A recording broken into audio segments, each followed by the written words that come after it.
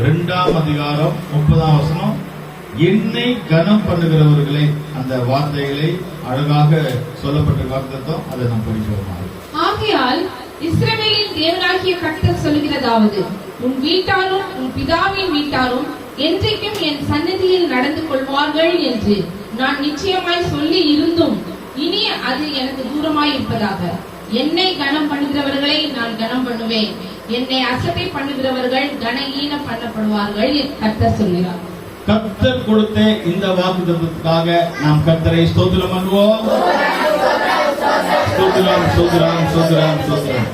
பாருங்க, என்னை கனம் பண்ணுகிறவர்களை நான் கனம் பண்ணுவேன், என்னை அசட்டை பண்ணுகிறவர்கள் கனவீனப்படுவார்கள் என்று கர்த்தரே சொல்கிறார். கர்த்தருக்கு ஸ்தோத்திரம். கர்த்தர் சில வார்த்தைகளை நேரடியாக ஜனங்களுக்கு சொல்கிறார். என்னை கனம் பண்ணுகிறவர்களை நான் அவர்களை கனம் பண்ணுவேன். தேவனை நாம் எப்படி கனப்படுத்த முடியும்? அடுத்த ஒரு கேள்வி. கர்த்தர் சொல்கிறார், என்னை கனம் பண்ணுகிறவர்களை நான் கனம் பண்ணுவேன். இப்போ ஆண்டவர் நம்மளை கனப்படுத்தணும்னா ஈஸியான வேலை என்னன்னா, அவரை கனப்படுத்தினா போதும்.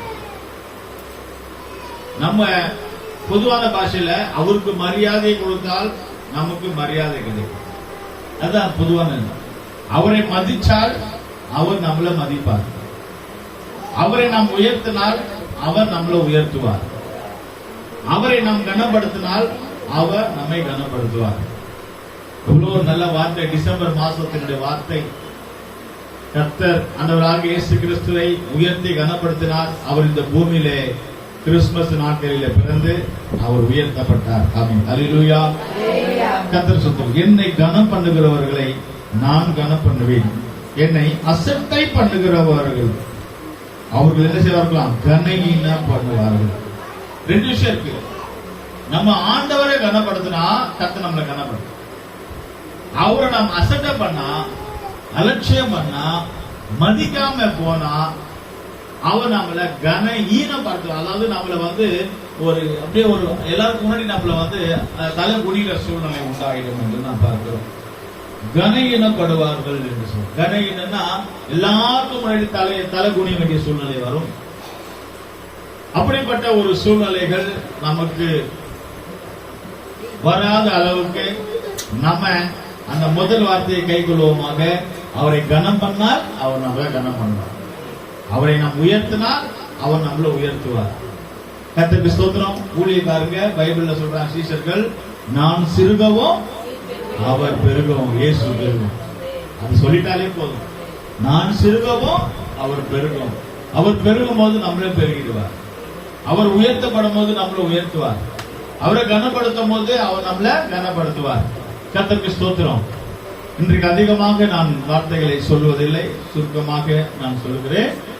நம்ம எல்லாருக்கும் முன்னாடி தலையை தூக்கி நெஞ்சை நிமிர்ந்து நடக்கணும்னா, எல்லாருக்கும் முன்னாடி தலையை தூக்கி நெஞ்சை நிமிர்ந்து நம்ம நடக்கணும்னா ஈஸியான மெத்தடு அவரை கனப்படுத்தணும். அவரை கனப்படுத்திட்டோம்னா எல்லாருக்கும் முன்னாடி தலையை தூக்கி நடக்கலாம். எல்லாருக்கும் முன்னாடி இந்த உலகத்துல தலையை தூக்கி நடக்கலாம். நம்ம நெஞ்ச நிமிர்ந்து நடக்கலாம். யாருக்கும் பயப்பட வேண்டிய அவசியம் இல்லை. ஏன்னா நம்ம ஒருவருக்கு பயந்து இருக்கிறோம். அது போதும். கர்த்தரை கனம் பண்ணால் ஏற்ற வேளையிலே கர்த்தர் நம்மளை கனம் பண்ணி விடுவார். நிறைய பேர் பைபிள்ல இருக்கு. பைபிள் குறித்து நாம் கடந்து வருவோம். நிறைய பேர் எல்லாம் சொல்வதற்கு நமக்கு நேரம் இல்லை. இன்னைக்கு பரிசுத்த பந்தி இருக்கு, குழந்தை பிரதிஷ்டை, பிள்ளைகளுடைய பிரதிஷ்டை இருக்கு இல்லையா, எல்லா காரியங்களும். அதனால இங்க பார்க்கும்போது அவரை எப்படி கனம் பண்ணுவது, அவரை எப்படி கனம் பண்ணுவது? பல விதத்துல கனம் பண்ணலாம். நீங்களே சொல்லுங்க, எப்படி எல்லாம் அவரை கனம் பண்ணலாம்? உங்களுக்கு தெரிஞ்சதெல்லாம் சொல்லுங்க. பாட்டு பாடி அவரை கனப்படுத்தலாம். அப்புறம் சோத்திரம் சாட்சி சொல்லி அவரை கனப்படுத்தலாம். கரெக்ட். அப்புறம் துதிச்சு அவரை கனப்படுத்தலாம். ஜபம் பண்ணி அவரை கனப்படுத்தலாம். உங்களுக்கு ஜபம் பண்ண தெரியலனாலும் ஜபத்துக்கு நேரத்தோட வந்தீங்கனாலே அதை அவர் கனப்படுத்தும். நேரத்தோட வரணும். பார்லிமெண்டத்திலையும் நீங்க பாத்தீங்கன்னா சிஎம் பிரைம் மினிஸ்டர்லாம் வருவதற்கு முன்னாடி எல்லாரும் கரெக்டா உட்காரணும். சிஎம் வரும்போது, பிரைம் மினிஸ்டர் வரும்போது எல்லாரும் ஐஎஸ் ஆபீசரா இருந்தாலும் எழுப்பி நிக்கணும். எல்லாரும் முதல்ல அப்ப நேரத்தோட வருவதே கனப்படுத்துதான். உங்களுக்கு ஜெபம் பண்ண தெரியல பரவாயில்ல, உங்களுக்கு பாட்டு பண்ண தெரியல, உங்களுக்கு சாட்சி சொல்ல தெரியல, அதெல்லாம் தப்பே கிடையாது.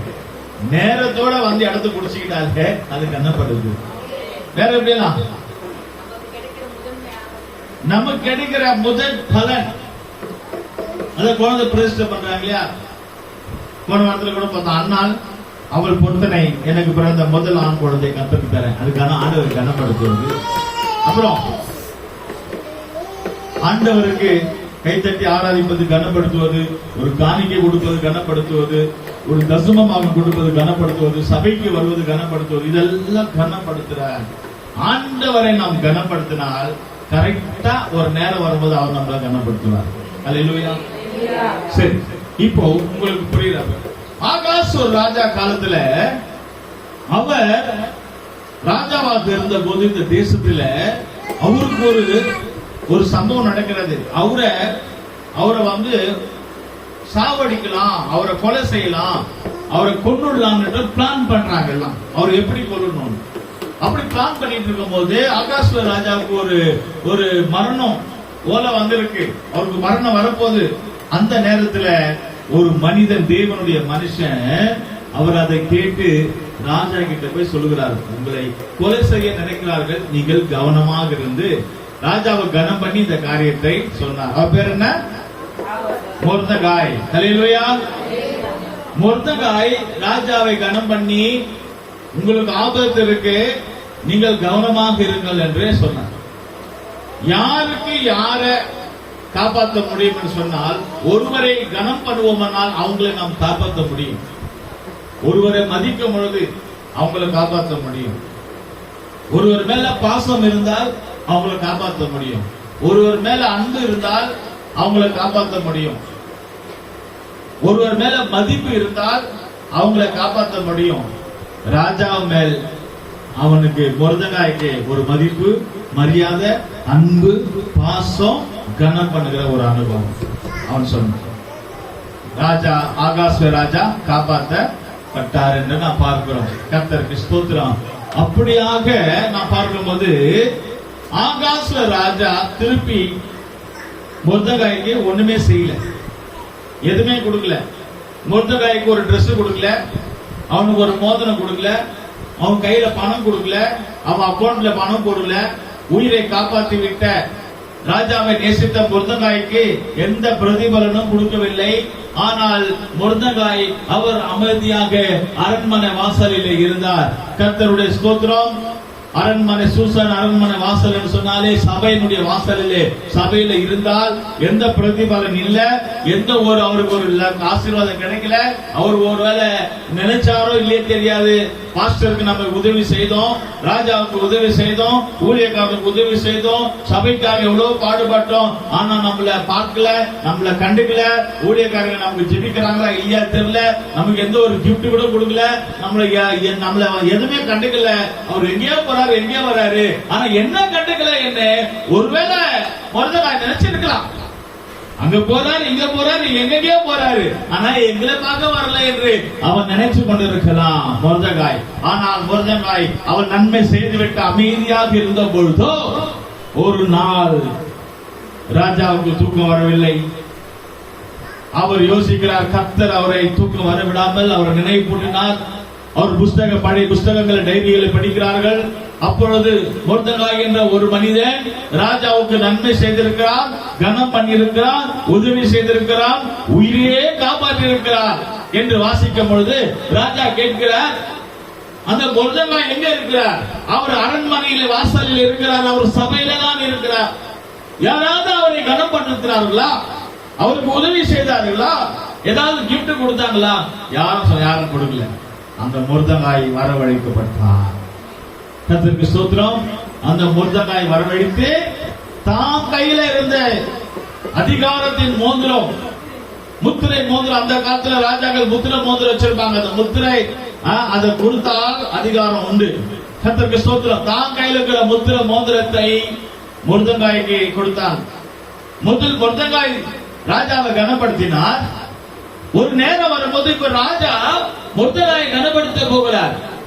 எப்படி தான் கையில இருக்கிற முத்திர மோதிரத்தை மொர்தெகாய் கொடுத்து கனப்படுத்தினார். அது மாத்திரமல்ல, தான் போட்டிருந்த போல வஸ்திரம், ராஜ வஸ்திரத்தை மொர்தெகாய்க்கு கொடுத்தார். அது மாத்திரமல்ல, ராஜ முடி என்று சொல்லுவார்கள், தலையில போட்ட கிரீடம் போல. பெண்கள் கிரீடம் போடுவார்கள், ஆண்கள் ராஜ முடி வச்சிருப்பார்கள் சிங்கம் போல. அந்த ராஜ முடியும் கூட மொர்தெகாய்க்கு கொடுத்து கனப்படுத்தினார். அது மாத்திரமல்ல, தாம் எப்படி குதிரையில ஏறி சவாரி செய்கிறது போல மொர்தெகாயை குதிரை மேல ஏற்றி ஊரெல்லாம் சுற்றி எல்லா இடத்திலையும் அவனை கனப்படுத்த வேண்டும், மொர்தெகாயை கனப்படுத்த வேண்டும் என்று குதிரை மேல ஏற்றி அழகுபடுத்தினார். ராஜா மொர்தெகாயை கனப்படுத்தப்பட்டார். கைகளை தட்டி ஆண்டவர் நாமத்தை ஆமென். அருமையான தேவ ஜனமே, தேவனுடைய பிள்ளைகளே, நீங்கள் ஆண்டவரை கனப்படுத்தியிருக்கலாம், எத்தனையோ கனப்படுத்தியிருக்கலாம். ஆண்டவருக்கு ஊழியத்துக்கு உதவி செய்திருக்கலாம், ஆண்டவருக்கு காணிக்கை கொடுத்திருக்கலாம், ஜெபத்துக்கு வந்திருக்கலாம், கரெக்டா வந்திருக்கலாம், வெண் வஸ்திரம் தரிக்கப்பட்டு வந்திருக்கலாம், பைபிள் படிச்சிருக்கலாம், எத்தனையோ ஊழியங்களை செய்திருக்கலாம். ஒருவேளை உங்களுக்கு இதுவரைக்கும் பிரதிபலன் இல்லைனால் நீங்கள் தேவனை கனப்படுத்திக் கொண்டே இருங்கள். ஒரு நாள் ஆகாஸ்வர் ராஜா மொர்தெகாய் தேடுகிறது போல ஆண்டவராக தேவன் உங்களை தேடி ஒரு நாள் மொர்தெகாயை உயர்த்தினது போல தேவன் உங்களையும் கனப்படுத்துவாராக. பதவி உங்களை தேடி வரும், பொருளாதாரங்கள் உங்களை தேடி வரும், பணம் பொருள் உங்களை தேடி வரும், வீடு வாகனங்கள் வண்டிகள் தேடி வரும். அன்றைக்கு அவன் குதிரையில போனான், இன்றைக்கு உனக்கு பைக்கும் காரும் தேடி வரும். கைகளை தட்டி ஆண்டவர் நாமத்தை மகிமைப்படுத்துவோம். ஹல்லேலூயா. அருமையானவர்களே, நீங்கள் ஆண்டவரை கனப்படுத்துவீர்களானால் ஒரு நேரம் வரும்போது கர்த்தர் உங்களை கனப்படுத்துவார். உங்கள் எதிராளியாக சத்துரு உங்களை பார்க்கும் போது தலை குனிவான், உங்களுக்கு ஸ்தோத்திரம் பண்ணுவான், உங்களுக்கு கையெடுப்பான். அது நீங்கள் நினைத்துக் கொள்ளலாம், கர்த்தர் உங்களை கனப்படுத்திக் கொண்டிருக்கிறார். ஒருவேளை உங்களை அவமானமா பேசியிருக்கலாம், ஒருவேளை உங்களை அசிங்கமா பேசியிருக்கலாம், ஒருவேளை உங்களை கேவலமா பேசியிருக்கலாம், ஒருவேளை உங்களை தப்பாக பேசியிருக்கலாம். யார் என்ன பேசினார்களோ அதே வாய், அதே வார்த்தை, அதே நாக்கு உங்களுக்கு முன்பாக தலை குனியும். உங்களை கண்டு பயப்படுவார்கள். ஏன் என்று சொன்னால் கர்த்தர் உங்களை கனப்பண்ணிவிட்டார். ஹல்லேலூயா. மொர்தெகாயை ஒரு நேரம் வரும்போது கர்த்தர் கனப்படுத்தினார். கர்த்தர் நம்மளை கனப்படுத்தின உயர்த்தணும்னா நம்ம ஒண்ணும் பண்ண வேண்டாம், அவரை கனப்படுத்தினா போதும். எந்தெந்த விஷயத்துல அவரை கனப்படுத்தலாம் என்று நீங்களே சொன்னீங்க. கரெக்டா சபைக்கு வந்தால் அவரை கனப்படுத்துவோம். கரெக்டா சபை ஒரு முறை முடியாம போவோம், உடம்பு சரியில்லாம போவோம், ஒரு மாசம் கூட வராம போலாம், தப்பு இல்ல. ஒரு வார்த்தை சொல்லிட்டா போதும், பாஸ்டர் ஜெபம் பண்ணுங்க, யாருக்கா சொல்லி அனுப்பலாம், உடம்பு சரியில்லை, அது தப்பு, அதெல்லாம் இல்ல. வராமலும் சொல்லாமலும் இருந்தால் அவரை கனப்படுத்தாமல் இருக்கிற ஒரு அனுபவம். கர்த்தருக்கு ஸ்தோத்திரம். அது மாத்திரமல்ல, கர்த்தரை நாம எந்தெந்த விதத்துல கனப்படுத்த முடியுமோ அவரை கனப்படுத்தலாம். இயேசு கிறிஸ்து குதிரையில வரும்பொழுது என்ன செய்தார்கள்? அவர் வரும்போது வழியில வஸ்திரங்களை விரித்தார்கள். இன்றைக்கு மினிஸ்டர்கள், பிரைம் மினிஸ்டர்கள், சீஃப் மினிஸ்டர்கள் வரும்போது வழியில பூக்கள் போடுவாங்க, கார்பெட் போடுவாங்க, மேட்டு போடுவாங்க. பிரியமானவர்களே, அதுபோல என்ன என்று சொன்னால் நம்ம அவங்களை கனப்படுத்துவது அர்த்தம். கர்த்தருக்கு ஸ்தோத்திரம். ஆண்டவருக்கு நாம் கனப்படுத்தினால் கர்த்தர் நம்மளை ஆசீர்வதிப்பார். ஓகே, இப்போ இரண்டாவது விஷயம், சரி, அவரை கனப்படுத்தாமல் இருந்தால், அவரை கனப்படுத்தாமல் இருந்தால் என்ன சம்பவிக்கும் தெரியுமா? நம்ம அவரை கனப்படுத்தாம மதிக்காம இருந்தால் கனஈனப்படுவார்கள். அந்த வசனத்துல பார்க்கிறோம், என்னை அசட்டை பண்ணுகிறவர்கள் கனஈனப்படுவார்கள் என்று கர்த்தர் சொல்றார். அசட்டை பண்ணுவது என்ன தெரியுமா? அசட்டை பண்ணுவதுன்னா என்ன? ஆண்டவர் தீர்க்க தரிசனம் சொல்லும் போது கண்ணை திறந்து பார்ப்பாங்க, அதான் அசட்டை பண்ணுவது. பைபிள் படிக்கிற நேரத்துல பைபிள் படிக்க மாட்டாங்க, அது அசட்டை பண்ணுவது. திருவிருந்து கொடுக்கும் போது கூட பைபிள் படிப்பாங்க, வசனம் சொல்லும் போது படிப்பாங்க, அது அசட்டை பண்ணுவது. கர்த்தருடைய ஊழியக்காரங்க வசனம் பிரசங்கம் பண்ணி கொண்டிருக்கும் போது அவங்க மொபைல பார்த்துட்டு இருப்பாங்க, அது அசட்டை பண்ணுவது. எமர்ஜென்சி ஒரு கால் வருது, ஒரு சாவோ கல்யாணம் ஏதோ ஒரு முடியல, அது பேசலாம், தப்பு இல்லை. கொஞ்சம் போனை பார்த்துட்டு இருக்கிறது, ஜப நேரத்துல மெசேஜ் அனுப்பிட்டு இருக்கிறது, இதெல்லாம் பாத்தீங்கன்னா அவர்கள் சபையை அசட்ட பண்ணுகிறார்கள். லேட்டா வருவது, அதுவும் சபையை அசட்ட பண்ணுகிறார்கள். என்னைக்கோ ஒரு நாள் லேட்டா வர்றான், தப்பு இல்லை. எப்போதும் லேட்டா வந்துட்டே இருப்பாங்க, அதெல்லாம் அசட்ட. லேட்டா வந்துட்டு அங்க ஒரு படி இருக்கும் பின்னால ஏறி வர்றதுக்கு, அந்த படியை புடிச்சுப்பாங்க. அந்த படியை புடிச்சுக்கிட்டு யாரையும் வர விடாத அளவுக்கு அங்கேயே உட்காந்துட்டு இருப்பாங்க. இப்ப படியெல்லாம் காலி ஆயிடுச்சு, ஃப்ரீ ஆயிடுச்சு. அப்படிதான் சிலர் என்ன பண்ணுவாங்கன்னா அதை அசட்ட பண்ணுவாங்க. சபையை அசட்ட பண்ணுகிறவர்கள்.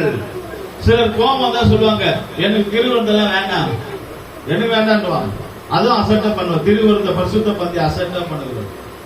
சிலர் வெள்ளை ட்ரெஸ் போட்டு வருவாங்க, சிலருக்கு வெள்ளை ட்ரெஸ் இல்ல, ஏதோ ஒண்ணு போட்டு வருவாங்க, முடியல, அதெல்லாம் தப்பு இல்ல. வெள்ளை ட்ரெஸ் நாயா போடணும், கேள்வி கேட்கறது, அதான் அசட்ட பண்ணுவது. வஸ்திரத்துல அசட்ட பண்ணுவது. முன்னாடி வாங்கன்னு சொல்லுவாங்க ஊழியக்காரர், முன்னாடி வந்து உட்காருங்க சொன்னா முடியாது, நான் பின்னாலதான் உட்காருவேன், அது அசட்ட பண்ணுவது.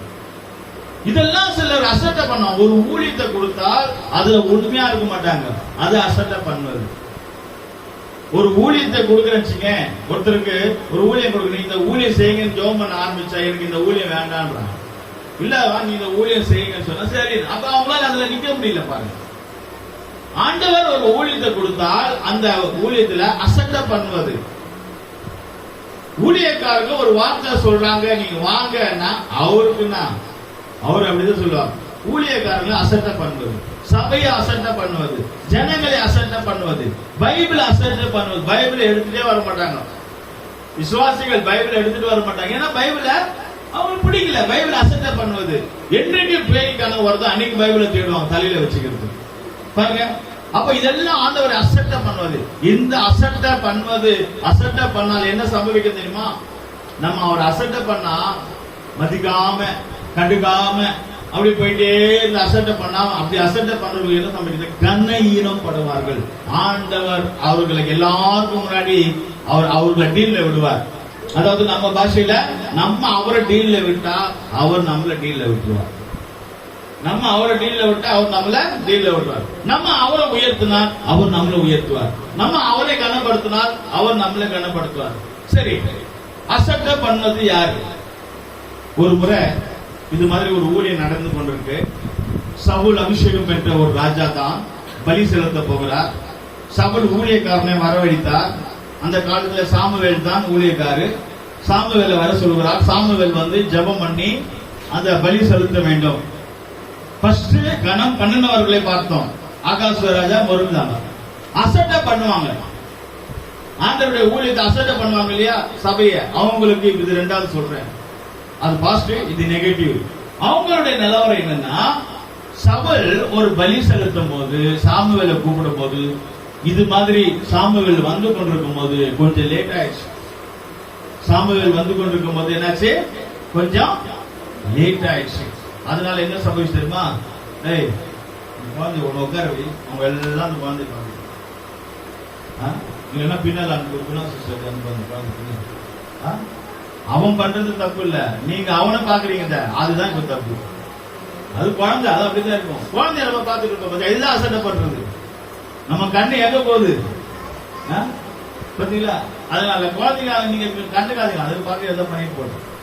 அப்போ அது அர்த்தம் என்ன, சாமுவேலை அங்க ஜெபம் பண்ண கூப்பிடும் போது சாமுவேல் வர லேட் ஆயிடுச்சு. இந்த சவுல் என்ன பண்ண தெரியுமா? சாமுவேல் வரல, மழை காலமா இருக்கு, அவர் எங்க போய் மழையில மாட்டிக்கிட்டாரோ தெரியல. நானும் ஒரு அபிஷேகம் பண்ணிட்டு தான், நானும் ஒரு ராஜா தான், நான் அந்த பலியை செலுத்துறேன். ஊழியக்கார் செய்ய வேண்டிய வேலையை சவுல் செய்ய ஆரம்பிச்சுட்டார். செத்துதானே இந்த பலி செலுத்தினாரா? செலுத்தினாரு, பலி செலுத்திட்டாரு. சாமுவேல் அவர் மதிக்கல. அந்த சாமுவேல் தான் சவுலை அபிஷேகம் பண்ணினான். அபிஷேகம் பண்ண சாமுவேலையே அவர் அசட்ட பண்ணிட்டார், மதிக்கல. கடைசியில நானும் ஒரு அபிஷேகம், நான் ஒரு ஆள் தான், கர்த்தர் என் கூட இருக்காரு, நான் ஒரு ராஜா தான், என்னையா கேட்க முடியும் சொல்லி அவர் அந்த பலிபீடத்தை பலி செலுத்திட்டார். ஊழியக்காரர் செய்ய வேண்டிய வேலையை அவர் செய்துட்டார். அதனால என்னாச்சு தெரியுமா? சவுலை விட்டு தேவன் விலகி போயிட்டார். சவுலை விட்டு தேவன் விலகி போயிட்டு அந்த நேரத்துல தீர்க்க தரிசனம் உரைக்கப்பட்டது, உன் ராஜ்யம் உன்னை விட்டு, உன் ஊழியம் உன்னை விட்டு அடுத்தவங்க கையில போயிடான்னு சொல்லிட்டார். நீங்க அதுல விலகி கொள்ள வேண்டும். நம்ம பதவி, நம்முடைய ஊழியம், நம்முடைய அபிஷேகம் நம்மளை விட்டு போகுதுன்னு சொன்னா, அடுத்த ஆள் கையில மாற போகுதுன்னு சொன்னா நம்ம அதை இழந்து போறோம், அவரை மதிக்கலன்னு அர்த்தம். சவுல் அபிஷேகம் பெற்று வந்தான். சவுல் ஒன்னும் பின்மாற்றக்காரன் இல்ல, சவுல் ஒன்னும் உலகக்காரர் இல்ல, அவன் வேற ஒரு எதுவும் இல்ல. சவுல் அபிஷேகம் பெற்றவன், சபையில் ஒரு தேவனுடைய பிள்ளை. ஆனால் சாமுவேல் வருவதற்கு முன்பாக சவுல் அந்த பலியை செலுத்தி விட்டான். வரட்டும் சாமுவேல். அப்ப அந்த சாமுவேல் அவன் கனப்படுத்தவில்லை. சாமுவேல் சொன்ன வார்த்தை அசட்டை பண்ணிவிட்டான். அசட்டை பண்ண சவுலை தேவன் கனவீனப்படுத்தி தூக்கி போட்டார். கடைசியில சவுளுடைய முடிவு என்ன தெரியுமா? தற்கொலை செய்துட்டான், சமாதானம் இல்ல. சில சொல்ல தெரியுமா, பேசும்போது ஓர பேசிடுவாங்க, ஊர் பேசிட்டு அப்புறமா என்ன செய்வாங்க, நைட் அழுவாங்க, சமாதானம் இல்லையே, நான் பேசிட்டேனே, நான் அப்படி பண்ணிட்டேனே, தெரியாம பேசிட்டேன், பிரஷர் ஏறிச்சு, பிபி ஏறிச்சு, சுகர் ஏறிச்சு, ஏன் தெரியாம பேசிட்டேன்னு சொல்லுவாங்க. ஆனா உடனே மன்னிப்பு கேட்ட அது ஒரு சால்வ் ஆகும். இல்லைன்னு சொன்னா அடுத்த கட்டம் என்னவென்றால், தேவன் உன்னை விட்டு விலகி போய்விடுவார். சவுலை விட்டு தேவன் போயிட்டார். சவுலுக்கு சமாதானம் இல்ல, யுத்தம் பண்ண முடியல, அவனால ஊழியம் செய்ய முடியல. இப்போ அங்க பெலிஸ்தர் அமலேக்கியர் வராங்க, அவனுக்கு என்ன பண்ண முடியல. கடைசியில என்ன தெரியுமா, அவன் கத்தி எடுத்து அவனையே குத்திக்கிட்டான், பட்டயத்தை எடுத்து அவன் அது மேல விழுந்துட்டான். அவனால சண்டை போட முடியல. ஒரு காலத்துல சாத்தானை எதிர்த்த தேவனுடைய பிள்ளைகள், ஒரு காலத்துல கர்த்தருடைய ஊழியத்தை செய்த பிள்ளைகள், கர்த்தருடைய ஊழியத்தை செய்ய முடியல, தேவ சமூகத்தில் நிக்க முடியல. ஏன் உன்னால ஏன் தேவ சமூகத்தில் நிக்க முடியல? நீ தப்பு பண்ணிட்டு இருக்கிற, நீ வழி மாறி போயிட்டு இருக்கிற. உன் பின்னால யார் இருக்கு? ஆண்டவர் இருக்கிறா, பிசாசு இருக்கிறா? அது நீ தான் முடிவு செய்ய வேண்டும். சாமுவேல் வருவதற்கு முன்னே சவுல் துணிகரமாக செய்து விட்டான். சில விஷயங்களை ஊழியக்காரங்க கிட்ட கேட்காம துணிகரமா செய்திருவோம். பாத்துக்கலாம், அப்புறம் பாத்துக்கலாம். என்ன அவர் வர லேட் ஆயிடுச்சு. யார் வர லேட் ஆயிடுச்சு? சாமுவேல் வர லேட் ஆயிடுச்சு. அவன் பலி செலுத்திட்டான். ஒரு ஊழியக்காரன் செய்ய வேண்டியதானே அந்த வேலையை, சாமுவேல் செய்ய வேண்டிய வேலையை சவுல் செய்துட்டான். ஒரு ஊழியக்காரன் செய்ய வேண்டிய வேலையை, அந்த ஊழியத்தை சவுல் செய்யக்கூடாது. சவுல் செய்யக்கூடாது, நான் செய்துட்டான். பாத்துக்கலாம், பேசிக்கலாம், என்ன நடக்குதுன்னு பாத்துக்கலாம், அப்புறம் பாத்துக்கலாம். என்ன நடந்துச்சு? சாமுவேலை விட்டு தேவன் விலகி போகவில்லை, சவுலை விட்டு தான் தேவன் விலகி போனார். கர்த்தருக்கு ஸ்தோத்திரம். அருமையானவர்களே, கர்த்தர் கொடுத்த ஒரு காரியத்தை நாம் கனஈனம் படுத்தக் கூடாது, அவரை அசட்டை பண்ணக்கூடாது. சவுல் இதை அசட்டை பண்ணிவிட்டான். ஆனால் அந்த மொர்தெகாய் ராஜாவை கனப்படுத்தினபடினாலே அந்த ஆகாச ராஜா மொர்தெகாயை குதிரை மேல ஏற்றி கிரீடத்தை போட்டு கையில முத்திர மோதிரத்தை கொடுத்து ராஜ வஸ்திரத்தை கொடுத்து அவனை உயர்த்தி எல்லாருக்கும் முன்பாக கனப்படுத்தினான். தேவன் உன்னை கனப்படுத்த வேண்டுமா அல்லது தேவன் உன்னை விட்டு விலக வேண்டுமா என்று அது உங்க கையில தான் முடிவு. உங்க கையில தான் முடிவு, ஊழியக்காரர் கையில இல்ல. ஊழியக்காரங்க இது மாதிரி வசனங்களை சொல்லுவாங்க, சத்தியங்களை சொல்லுவாங்க, அட்வைஸ் சொல்லுவாங்க, புத்தி சொல்லுவாங்க. ரொம்ப பாசம் அதிகமா இருந்துச்சுன்னா திட்டுவாங்க. நீங்க நினைச்சுக்கலாம் பாசம் திட்டுறாருன்னா உங்க மேல பாசம் இருக்கிறதுனாலதான். யாரு மேல பாசம் இல்லையோ அவங்கள திட்டவே மாட்டார், ஏன்னா அவங்கள தொடவே மாட்டார். ஏன் தெரியுமா? ஏன் இந்த முள்ளு மரத்தை போய் யாராவது தொடுவாங்களா? முள்ளு மரத்தை யாரும் தொட மாட்டாங்க. ஏன் தெரியுமா? கை வச்சு அதுல செய்யும், குத்தும். அதனால அவங்களை திட்ட மாட்டாரு. எல்லாம் மாங்காய் மரத்துல தான் ஏறுவான், மாம்பழ மரத்துல ஏறுவான், அது இனிப்பா இருக்கும், அது மாதிரிதான் ஏறுவான். மாங்காய் மரத்துல தான் கல்லடிப்பான். நீ இனிமையான கனியை கொடுத்தால் உங்களை திட்டுவார்கள், உங்க மேல கல்லடிப்பார்கள், உங்க மேல ஒரு பொறுப்பு இருக்கும், அதுக்கு வேலி போடுவாங்க. நீங்க எங்க போறீங்க எங்க வரீங்க எல்லாம் உங்களை நோட் பண்ணிட்டே இருப்பாங்க. ஏன்னா அது மாம்பழம், பிசாசு வந்து உங்களை தூக்கிட்டு போயிடுவான். அதனால தோட்டக்காரர்கள் கவனமா இருக்கும். முள்ளு மரத்தை எவனும் வேலி போட மாட்டான், முள்ளு மரத்தை எவனும் வேலி போட மாட்டான். ஏன்னா அது யாரும் தொட மாட்டாங்க. முள்ளு மரத்துல கை வச்சா என்ன செய்யும்? முள்ளு குத்தும். கர்த்தருக்கு ஸ்தோத்திரம். நீங்கள் ஒன்று விலகிக் கொள்ள வேண்டும். சாமுவேல் ஊழியர்கள் ஒன்று நம்மளை கண்டிக்கிறாங்க, சொல்றாங்க, பேசுறாங்க, நம்மள வந்து ஏதோ நம்மள அட்வைஸ் பண்றாங்க, புத்தி சொல்றாங்கன்னு சொன்னா தேவன் நம்மளை நேசிக்கிறாருன்னு அர்த்தம். கைகளை தட்டி ஆண்டவர் நாமத்தை மகிமைப்படுத்துகிறார். ஹல்லேலூயா, ஹல்லேலூயா. ரெண்டு விஷயம், நீங்க மேல வரணுமா அல்லது மேல இருந்து நீங்க கீழே விழணுமா, ரெண்டே விஷயம். கீழே இருந்த ஆளு ராஜாவை கனப்படுத்தி அவன் மேல வந்தான், அதிகாரத்துல வந்தான். ராஜாவுக்கு கீழே அவன் தான் மொர்தெகாய் பெரிய மினிஸ்டர், ஹோம் மினிஸ்டர் பகுதி, பெரிய ஒரு மினிஸ்டரா மாறினான் நாட்டுக்கு. அப்படிப்பட்ட ஒரு அதிகாரம் அவன் கையில வந்தது. மொர்தெகாய் எல்லா விதத்திலும் ஆசீர்வதிக்கப்பட்டான்.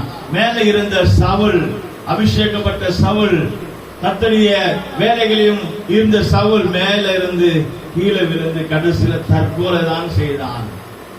சமாதானத்தை இழந்து போனான். தவறு செய்யும் போது சமாதானம் போகும், தப்பு பண்ணும் போது சமாதானம் போகும், பாவம் செய்யும் போது சமாதானம் போகும், தேவ சமூகத்தை விட்டு விலகும் போது சமாதானம் போகும். கர்த்தருக்கு ஸ்தோத்திரம். அருமையானவர்களை, நீங்கள் நல்லா விலகிக் கொள்ள வேண்டாம், நல்லா விலகிக் கொள்ள. உங்க வீட்டுல 2 பிள்ளைங்க இருக்குன்னு வச்சுக்கோங்க. உங்க வீட்டுல 2 பிள்ளைங்க 3 பிள்ளைங்க இருக்கு. 3 பேர் யார் தப்பு பண்றாங்க நீங்க எப்படி கண்டுபிடிங்க? நான் உங்களுக்கு சொல்லி கொடுக்கிறேன். 3 பேருக்கும் தனித்தனியா போன் கொடுத்து 3 பேருக்கும் ஒவ்வொரு நம்பர் பண்ணி போன் பண்ணி பாருங்க. 3 பேர் 3 இடத்துல நிக்க வச்சிருங்க. 3 பேருடைய கையில போன் கொடுங்க உங்க பிள்ளைங்களுக்கு. நீங்க போன் பண்ணி பாருங்க. போன் பண்ண உடனே போன் எடுத்து, அப்பா சொல்லுப்பா, என்னப்பா என்னப்பா போன் பண்ண அப்படின்னு, அப்படின்னா அவன் கிளியரா இருக்கிறான்னு அர்த்தம். இன்னொருத்த போன் பண்ணுவான், அப்பா ஏன்பா சும்மா உனக்கு வேற வேலை இல்ல சும்மா போன் பண்ணிட்டே இருக்கிற, அவனும் கிளியரா இருக்கிறான்னு அர்த்தம். உணர்த்தான், அப்பா சொல்லுப்பா, அப்பா இல்லப்பா இங்கதான் இருக்கிற, அவன் தப்பு லைன் மாறிட்டு இருக்கிறான். சைலண்டா பேசுவான் அப்படிதான். ஐயா சொல்லுறையா, ஐயா ஐயா ஐயா கேட்கலையா, ஐயா இந்த வந்துடுறியா அப்படின்னு அங்க ஏதோ மிஸ்டேக். ஐயா சோதரம் அப்படி பேசாம ரொம்ப பேசுறவங்கள நம்பலாம். இந்த பேசாம சைலண்டா இருக்கிறாங்கள அவங்க எந்த நேரத்துல தான் வெடிப்பாங்க தெரியும். அது உலக எல்லாரும் தெரியும். அப்படிதானே பாருங்க. ரொம்ப பேசிட்டே இருப்பாங்க, அவங்க மனசுல ஒண்ணே இருக்காது, அவங்க மனசுல ஒண்ணே இருக்காது, பேசிட்டே இருப்பாங்களா. ஏதாவது ஒரு மறைஞ்சு இருக்கிற காரியம் இந்த கூட வெளித்தாங்க தன்னை அறியாம பேசிடுவாங்க. அதுதான். ஆனா சைலண்டா இருக்கிறவங்க சிலர்லாம் பேசும்போது பாருங்க, கண்ணோட கண்ணு பார்க்க மாட்டாங்க. அவங்க கீழே குனிஞ்சிட்டு நம்ம ஊர் பாசல பொண்ணு பார்க்க வருவாங்க, கால கட்டு வரல கோலமா போட்ட மாதிரி கீழே தச்சு. சிலர் எல்லாம் வந்து பார்த்தா பாப்பா அடைய தலை குனிஞ்சு பேசிட்டு இருப்பாங்க. அது என்ன அர்த்தம் சொன்னா, அவங்க ரூட் கிளியர் இல்ல. உனக்கு தப்பான ஒரு எந்த ஒரு இது இல்லைன்னா நீ நேரடியா பார்த்து பேசு இல்லையா. அப்ப இதுக்கு அர்த்தம் இந்த போன் பேசுறதுல அந்த போன்ல அலோன்னு சொல்ற இதுலயே தெரிஞ்சிடும், அந்த ஹலோன்னு சொல்ற இதுலயே தெரிஞ்சிடும். கர்த்தருக்கு ஸ்தோத்திரம். இப்போ சவுல் பாருங்க, அவர் என்ன தெரியுமா சொல்றாரு, சாமுவேல் வரட்டும், அவர் என்ன பண்றாரு தெரியல, அவர் எப்போ வருவான்னு தெரியல, அவர் எங்க நம்ம வீட்டுக்கு வரும்போது சிலர் தான் பாத்தீங்கன்னா நம்ம வீட்டுக்கு வராங்க, விசிட்டிங் கூப்பிடறாங்க, பாஸ்டர் எங்க வீட்டுக்கு வாங்க, வீட்டுக்கு வந்துடுவாரு ஒரு 5-10 நிமிஷம். உள்ள வரும்போது பாஸ்டர் எங்க இருந்து வரீங்க, யார் வீட்டுக்கு போயிட்டு வரீங்க, ஜனங்க பாஸ்டர் கேட்பாங்க எங்க வந்து வரீங்க, யார் வீட்டுக்கு போயிட்டு. அவரே டென்ஷன் ஆகி வண்டி பஞ்சர் ஆயிருக்கும், காதுக்கு அடிச்சுட்டு வந்திருப்பாரு. அவர் யார் வீட்டுக்கு போயிட்டு வரீங்க, எங்க இருந்து வந்துருக்கீங்க அவர் கேட்பாங்க. சும்மா கேட்க தரல, எங்க வீட்டுக்கு தானே வரணும், நீங்க அவங்க வீட்டுக்கு போறீங்க, நீங்க இவங்க வீட்டுக்கு போறீங்க அப்படின்னு. அதல்ல, இப்படிதான் சவுல் செய்து விட்டான். சாமுவேலை கூப்பிட்டான் பலி செலுத்தும் போது, அவர் வர லேட் ஆயிடுச்சு. அப்ப அவர் என்ன பண்ணிட்டாரு, அவர் வரும்போது வரட்டும், பார்சல் லேட்டா தான் வருவார், நம்ம அந்த ஊழியத்தை நம்ம வேலையை செய்திருவோம். கர்த்தருக்கு ஸ்தோத்திரம். கனப்படுத்தினால் கர்த்தர் நம்மளை கனப்படுத்துவார். எப்படி கனப்படுத்தப்பட்டார்கள் என்று நாம் பார்க்கிறோம். மொர்தெகாய் கனப்படுத்தப்பட்டான், ஆனா சவுல் ஆண்டவருடைய வேலையை அசட்டை பண்ணிவிட்டான். கர்த்தருடைய ஊழியத்தையும் கர்த்தருடைய வேலையும் சபையும் கூட நம்ம அசட்டை பண்ணால் தப்பு பண்ணுவோம், விழுந்து விழுந்து எழுப்புவோம். குழந்தைக்கு பாருங்க விழுந்து விழுந்து எழுப்புதுங்க, அதெல்லாம் பிரச்சனை இல்லை. ஆனா அசட்டை பண்ணால் நம்ம கனஈனப்படணும். ஆண்டவர் நம்மளை அப்படியே விட்டுருவார், டீல விட்டுருவார். இந்த 2 காரியத்துல நாம் விலக்கிக் கொள்ள வேண்டும். கர்த்தருக்கு ஸ்தோத்திரம். எந்தெந்த விஷயத்துல நம்ம ஆண்டவரை கனப்படுத்துறோம் என்று நம்ம விலகிக் கொள்ள வேண்டும். ஆண்டவர் நாமம் மகிமைப்படுவதாக. கர்த்தர் நம்மளை ஆசீர்வதிப்பாராக என்று நாம் பார்ப்போம். கர்த்தர்